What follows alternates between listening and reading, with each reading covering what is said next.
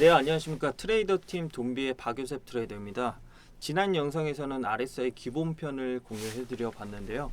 아직 RSI 기본편 영상을 못 보신 분들은 이전 영상 참고해 주시면 될 것 같고, 자, 오늘은 지난 시간에 어느 정도 이미 예고를 했었는데 저번 시간에 배운 RSI 지표의 심화편인 RSI 다이버전스에 대해서 이야기를 해보려고 합니다. 일단 이 다이버전스는 차트 분석에서 호가와 보조지표 간의 서로 다른 움직임을 보이는 것을 말하거든요. 먼저 이제 다이버전스 종류와 특징에 대해서 설명드리자면은 이게 일반 다이버전스 그리고 히든 다이버전스, 가장대 다이버전스 이렇게 세 가지가 있는데 일반 다이버전스는 두 가지 종류가 있어요. 여기서도 상승장에서 주가의 고점은 높아지는데 RSI 고점이 낮아지는 경우 하락 반전이 예상된다라고 이제 하락 다이버전스 이렇게 예상을 하고요. 그 다음에 이제 하락장에서 주가의 저점은 낮아지는데 RSI 저점은 높아지는 경우 상승 다이버전스, 일반적인 상승 다이버전스 예상이 된다 이렇게 말을 합니다. 그리고 이제 히든 다이버전스에서도 두 가지로 상승하고 하락 이렇게 두 가지로 볼 수가 있는데 하락장에서 주가의 고점은 낮아지는데 RSI 고점은 높아지는 경우 더 큰 하락 추세 예상, 그러니까 추세대로 간다라는 거죠. 그리고 반대로 상승장에서 주가의 저점은 높아지는데 RSI 저점이 낮아지는 경우 더 큰 상승 추세 예상, 이것도 마찬가지로 추세를 그대로 이어간다 이런 말씀입니다. 그래서 이제 일단 다이버전스보다는 포착하는 게 히든 다이버전스가 굉장히 힘들어요. 왜냐면은 그 이름값대로 그래서 좀 숨겨져 있기 때문에 통계적으로 신뢰도는 일반 다이버전스보다는 훨씬 더 높은 편이고요. 일반 다이버전스와 히든 다이버전스가 같이 출현한 경우는 히든 다이버전스 힘이 더 우세합니다. 그래서 일반 다이버전스랑 히든 다이버전스가 같이 이렇게 포착이 됐다 하면은 히든 다이버전스 신뢰도가 더 우세하다 이렇게 보시면 될 것 같고, 세 번째로는 이제 가장된 다이버전스라고 해서 상승장 또는 횡보장에서 주가의 고점은 보합인데 RSI 고점은 낮아지는 경우 하락 반전 예상이 된다 이렇게 볼 수가 있고, 그리고 다른 하나는 하락장 또는 횡보장에서 주가의 저점은 보합인데 RSI 저점은 높아지는 경우 상승 반전 예상이 된다 이렇게 볼 수가 있는데, 요 과장된 다이버전스는 일반 다이버전스와 유사하긴 해요. 근데 이제 다소 신뢰도가 떨어집니다. 그래서 저 개인적으로는 과장된 다이버전스는 신뢰하지 않는 편이긴 해요.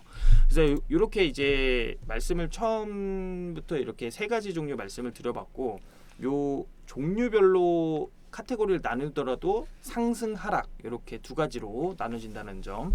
그래서 순서대로 예시를 들어보자면은 보고 계신 차트는 비트코인 1일봉 하루봉 차트인데요.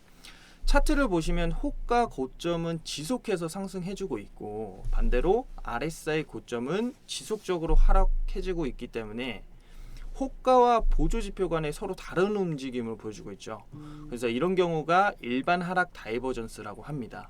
그래서 비교적 제일 찾기 쉬운 다이버전스라고 봐주시면 좋을 것 같고, 다음은 이제 히든 다이버전스에 대해서 말씀드릴 건데, 이어서 볼 차트도 방금 봤던 비트코인 1일봉 차트인데요. 차트를 보시면은 상승장에서 호가의 저점은 상승을 해주는데 RSI 저점은 하락하는 모습으로 호가와 보조지표 간에 서로 다른 움직임을 보여주고 있죠. 그래서 이런 경우가 히든 상승 다이버전스라고 합니다. 히든 다이버전스는 말 그대로 숨겨져 있기 때문에 처음엔 비교적 발견하기는 어려우실 수는 있는데 이것도 뭐 찾다 보시면은 금방 익숙해지실 겁니다. 그리고 이제 마지막으로 과장된 다이버전스에 대해서 말씀을 드려볼 건데요. 이번에는 삼성전자 1일봉 차트를 예시로 설명을 드려볼 건데, 차트 보시면은 호가의 저점은 동일한데 RSI 저점만 상승하는 모습으로 마찬가지로 이제 호가와 보조지표 간에 서로 다른 움직임을 보여주고 있죠. 그래서 이런 경우가 과장된 상승 다이버전스라고 합니다. 사실 그 앞전에도 말씀드렸지만은 저 개인적으로는 과장된 다이버전스는 신뢰하지 않는 편이긴 합니다만, 이거는 이제 관점에 따라 달리 해석될 수 있다는 점 참고를 한번 해주시고요. 이제 조금 신뢰도가 많이 높은 편인 다이버전스 매매 또한 주의할 점이 있습니다. 그래서 이게 다이버전스 매매하실 때 주의할 점은 다이버전스가 출현할 때 거래량까지 계속 낮아지고 있다라고 해야지 신뢰도가 더욱 상승한다라고 보시면 돼요.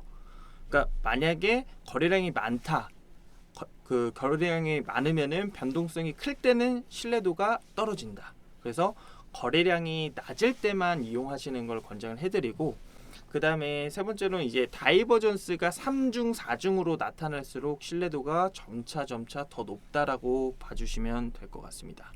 그리고 이건 뭐 어느 지표나 조금 해당되는 얘기인 것 같은데 1분봉, 5분봉, 뭐 15분봉, 1시간봉, 1봉 이렇게 시간 단위로 크게 볼수록 신뢰도가 높아집니다. 그래서 이렇게 오늘 RSI 다이버전스에 대해서 알아봤고요. 오늘 영상이 조금 어려우실 수도 있기 때문에 다음 영상에서는 초보자분들도 조금 쉽게 타점 잡을 수 있는 요 DMI 지표에 대해서 말씀드려볼 생각이에요. 그래서 요거는 다음 영상에서 조금 다뤄볼 그 소재이긴 한데 굉장히 초보자분들도 잘 쓸 수가 있습니다. 그래서 복잡한 내용들은 오늘 좀 다 최대한 생략을 하고 최대한 쉽게 좀 간단하게 말씀드려봤는데 혹시라도 이해가 안 되시는 것 남겨주시면 답변 드리도록 하겠습니다. 이상 박유세 트레이더였습니다.